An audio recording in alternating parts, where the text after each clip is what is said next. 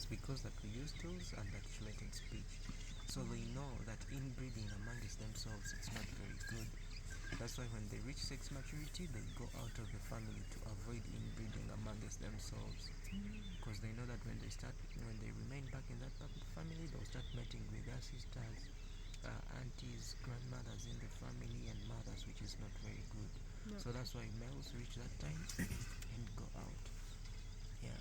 So the old males will only come from